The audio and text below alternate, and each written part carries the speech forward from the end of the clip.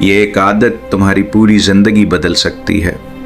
اگر میں تم سے کہوں کہ تمہاری زندگی کو بدلنے کے لیے تمہیں کسی نئی ڈگری کی ضرورت نہیں، کسی خفیہ راز کی ضرورت نہیں، اور نہ ہی کسی معجزے کا انتظار کرنے کی ضرورت ہے، تو کیا تم یقین کرو گے؟ ذرا ایک لمحے کے لیے اپنی زندگی کو دیکھو۔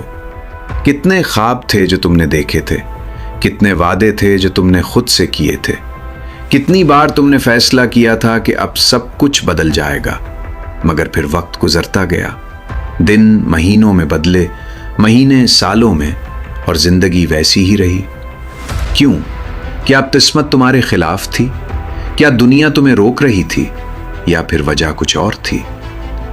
دنیا کے کامیاب ترین لوگوں کا مطالعہ کرو، چاہے وہ تھامس ایڈیسن ہو جس نے ہزاروں ناکامیوں کے باوجود روشنی پیدا کی، چاہے اینڈریو کارنیگی ہو جس نے غربت سے اٹھ کر سلطنت بنائی، چاہے والٹ ڈزنی ہو جسے کئی بار مسترد کیا گیا، یا ابراہم لنکن جس نے شکستوں کے پہاڑ عبور کیے۔ ان سب میں ایک چیز مشترک تھی، ایک عادت، ایک طاقتور عادت جو عام انسان کو غیر معمولی بنا دیتی ہے۔ یہ عادت ہے جان بوجھ کر اپنی سوچ کی حفاظت کرنا۔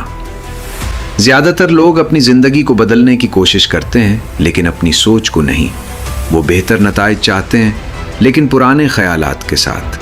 وہ نئی منزل چاہتے ہیں لیکن پرانے راستوں پر چلتے رہتے ہیں۔ یہ ایسے ہی ہے جیسے کوئی کسان خراب بیج بو کر اچھی فصل کی امید کرے۔ کائنات کا ایک خاموش قانون ہے، تمہاری زندگی ہمیشہ تمہارے غالب خیالات کی تصویر بن جاتی ہے۔ جو تم مسلسل سوچتے ہو وہی تمہاری حقیقت بننا شروع ہو جاتا ہے۔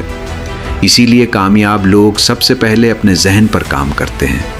وہ جانتے ہیں کہ ہر عمارت پہلے ایک خیال ہوتی ہے، ہر ایجاد پہلے ایک تصور ہوتی ہے، ہر کامیابی پہلے ایک یقین ہوتی ہے، اور ہر شکست بھی پہلے ذہن میں جنم لیتی ہے۔ جب ہنری فورڈ نے کہا تھا کہ اگر تم سمجھتے ہو کہ تم کر سکتے ہو یا سمجھتے ہو کہ نہیں کر سکتے، دونوں صورتوں میں تم درست ہو، تو وہ صرف ایک جملہ نہیں تھا، وہ انسانی کامیابی کے بنیادی اصول کی وضاحت تھی۔